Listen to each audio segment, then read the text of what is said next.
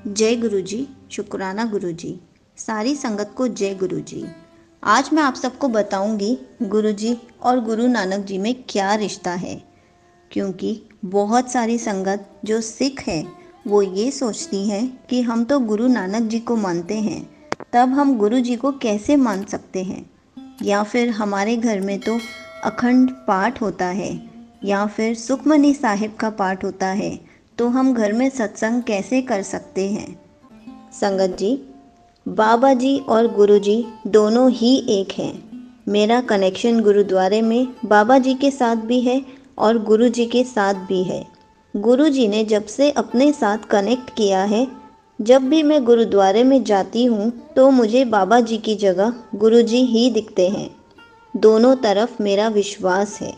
जब मैं मंदिर जाती हूँ तो भी मुझे गुरुजी ही दिखते हैं, क्योंकि मुंह से सिर्फ जय गुरुजी ही निकलता है। गुरुजी ने ऐसा विश्वास बनाया हुआ है कि सिर्फ गुरुजी ही दिखते हैं। भगवान के नाम अलग अलग होते हैं पर रूप तो एक ही है, इसलिए कहा जाता है रूप एक नाम अनेक। गुरुजी का रूप एक ही है। महादेव, एक ओंकार एक ही रूप है। ओम और एक ओंकार सब एक ही है, बस नाम अलग अलग है। अगर आप मुस्लिम हो तो अल्लाह भी गुरुजी हैं, क्रिश्चियन हो तो जीसस भी गुरुजी हैं, और अगर आप सिख हो तो बाबा जी वाहे गुरु भी गुरुजी ही हैं। अगर आप महादेव को मानते हो तो भोले बाबा और भोले शंकर भी गुरुजी ही हैं। अगर आप कान्हा जी को मानते हो तो कृष्णा भी गुरुजी ही हैं। सारे भगवान गुरुजी में ही हैं, इसलिए बाबा जी और गुरुजी दोनों एक ही हैं। आप दोनों को मानोगे तो भी गुरुजी की ही पूजा होगी। कभी गुरुजी ने ऐसा नहीं कहा कि आप सिख हो, गुरु नानक जी को मानते हो तो आप उनको छोड़ के मेरे पास आ जाओ। अगर आप सिख हो तो आप गुरु नानक जी की भी पूजा करो। अगर आप गुरु जी को भी मानना चाहते हो तो आप गुरु नानक जी की भी पूजा करो और गुरु जी की भी पूजा करो। आपको कोई भी पहले से भगवान छोड़ने की ज़रूरत नहीं है। बहुत संगत ऐसी है जो क्रिश्चियन है, सिख है, कान्हा जी को मानती है, शिव जी को मानती है। इसका मतलब ये नहीं कि उन्होंने उन सबको छोड़ दिया और गुरु जी को मानना शुरू कर दिया। अगर मंदिर में आपने गुरु नानक जी की फ़ोटो रखी है या कान्हा जी की फ़ोटो रखी है या शिव जी की फ़ोटो रखी है, आप साथ में गुरु जी का स्वरूप भी रख सकते हो। आप एक साथ सारे भगवानों को और गुरु जी को मान सकते हो। कभी गुरु जी ने ये नहीं कहा कि आप जिनको पूज रहे हो उनको पूजना बंद कर दो और मेरे को पूजना शुरू कर दो। अब बताती हूँ, एक संगत जी ने कहा कि हमारे घर में सिर्फ सुखमनी साहिब और अखंड पाठ ही होता है, तो हम सत्संग कैसे करें। तो सबसे पहले सत्संग करना उतना ज़रूरी नहीं है। सबसे पहले आपका गुरु जी को मानना बहुत ज़रूरी है। अगर आप सच्चे मन से गुरु जी को मानोगे, उनकी पूजा करोगे, वही एक सत्संग के बराबर है। आप सिर्फ गुरु जी का मंत्र जाप करोगे, वो भी एक सत्संग के बराबर है। लेकिन जैसे भी आप उनको पूजो, सच्चे मन से पूजो। दिखावे के लिए पूजने के लिए ज़रूरत नहीं है।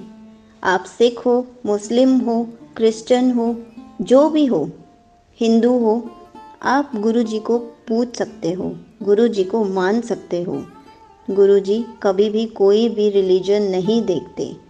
गुरु जी आपको संगत बनाना चाहते हैं, इसलिए आपके सपने में आए या फिर किसी भी तरीके से आपके सामने आए, क्योंकि वो आपका हाथ पकड़ना चाहते थे। अब उन्होंने आपका हाथ पकड़ लिया है तो आप सोच रहे हो, मैं तो सिख हूँ, मैं गुरु जी को कैसे मानूँ। मैं तो क्रिश्चियन हूँ, मैं गुरु जी को कैसे मान सकती हूँ। क्या गुरु जी ने आपका हाथ पकड़ते हुए सोचा कि आप सिख हो, क्रिश्चियन हो, मुस्लिम हो? बिल्कुल नहीं सोचा। जैसे भी हो, गुरु जी ने आपका हाथ थामा। इसलिए आपको भी कुछ सोचने की ज़रूरत नहीं है। आपकी फैमिली मानती है, नहीं मानती है, कोई बात नहीं। गुरु जी आपके सामने आए हैं, आपको अपनी संगत बनाना चाहते हैं और आप सोच में पड़े हुए हो, मैं गुरु जी को कैसे मानना शुरू करूं। आप मन ही मन मंत्र जाप करो। आप धीरे धीरे गुरुजी से कनेक्ट होना शुरू तो करो। गुरुजी आपके घर में खुद जगह बना लेंगे। गुरुजी आपकी पूरी फैमिली को खुद ही ब्लेस कर देंगे। गुरुजी आपके घर में खुद स्थान बना लेंगे। लेकिन सच्चे मन से आपको याद करना है, आपने उनकी पूजा करनी है, तभी गुरुजी आपके घर में स्थान बनाएंगे, तभी गुरुजी आपकी फैमिली को ब्लेस करेंगे। ऐसे ही कुछ छोटे छोटे सत्संग शेयर करती हूँ, शायद आपको उसमें आपका आंसर मिल जाए। संगत जी, एक सिख फैमिली के 8 इयर्स का बॉय था। उनको वीट एलर्जी थी। उसको खाना डाइजेस्ट ही नहीं होता था और उनके नेबर्स गुरुजी की संगत थे, जिन्होंने अपने घर में गुरुजी की गद्दी रखी हुई थी और उन्होंने उस सिख बच्चे को अपने साथ बड़े मंदिर लेकर गए और बच्चे ने ब्लेस्ड लंगर प्रसाद खाया और बच्चे को कोई प्रॉब्लम नहीं हुई क्योंकि सारा खाना वीट से बना था। और संगत जी, वो बच्चे को गुरुजी से इतना प्यार हो गया कि वो डेली सुबह शाम उन संगत जी के घर में गुरुजी की गद्दी पे माथा टेकने जाता था। स्कूल जाने से पहले भी जाता था और शाम को भी जाता था और उनके घर से जल प्रसाद और लंगर प्रसाद खा कर आता था, तो उसको कोई प्रॉब्लम नहीं होती थी। बट जब बच्चा अपने घर का खाना खाता था तो उसको वॉमिटिंग हो जाती थी। हमारे गुरुजी महाराज उस बच्चे के कर्म कैसे अपने लंगर प्रसाद खिलाकर कटवा रहे थे। उस बच्चे के पेरेंट्स भी अभी तक बड़े मंदिर नहीं गए, बट गुरुजी ने अपने बच्चे को अपनी शरण में ले लिया ताकि वो ढंग से खाना खा सके, अपना पेट भर सके। कितने मेहर वाले हैं गुरुजी, धन धन गुरुजी। इसी पर एक और सत्संग सुनाती हूँ। एक सिख फैमिली थी।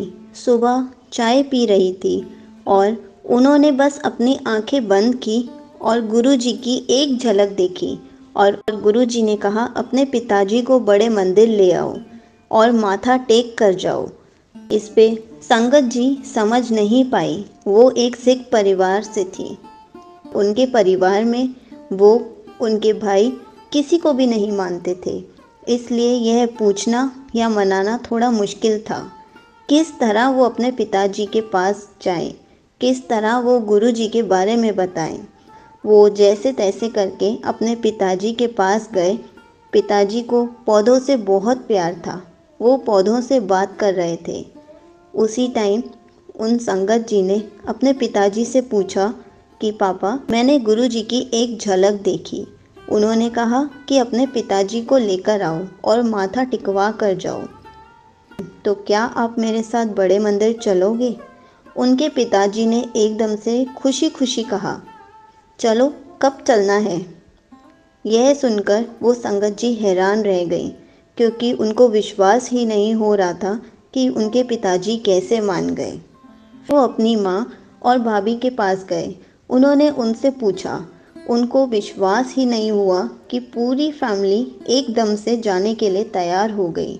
तब वो, उनके भाई, भाभी, मम्मी और पापा, पूरा परिवार बड़े मंदिर गए, दर्शन करके आए। पिताजी की तबीयत ठीक नहीं रहती थी और उनकी माँ के घुटनों में भी बहुत दर्द होता था। इसलिए वो समझ नहीं पाए कि गुरुजी की झलक उनके सामने कैसे आई। शायद इसलिए कि वो उनके माता और पिताजी को ठीक करना चाहते थे। और अब उस सिख फैमिली से गुरुजी का इतना स्ट्रॉन्ग कनेक्शन बन गया है कि उन संगत जी से गुरुजी रोज़ बात करते हैं और कुछ स्पष्ट संदेश देते हैं। यहाँ तक कि उनके कपड़ों के कलर भी वही डिसाइड करते हैं कि आज क्या पहनना है और आज क्या नहीं पहनना। वो संगत जी गुरुजी से रोज़ बात करती थी। तो गुरुजी ने एक दिन उन संगत जी से कहा कि आज मैं बहुत थका हुआ हूँ, आज तू मुझसे बात मत करियो, आज मैं बस आराम करना चाहता हूँ। तो संगत जी ने उस दिन गुरुजी को आराम करने दिया, उनको बिल्कुल भी परेशान नहीं किया। पर गुरुजी अक्सर उन संगत को छोटी छोटी चीज़ों के लिए संदेश देते रहते थे। आंसर्स उनको मिलते रहते थे, क्योंकि पूरे सिख परिवार ने गुरुजी से अपना कनेक्शन बहुत स्ट्रॉन्ग कर लिया था। और ये बात विश्वास करने के योग्य नहीं थी, लेकिन उनके साथ तो चमत्कार हो ही रहे थे। ऐसे ही एक और सत्संग सुनाती हूँ। एक सिख परिवार था और वो गुरुजी का बहुत सम्मान करते थे।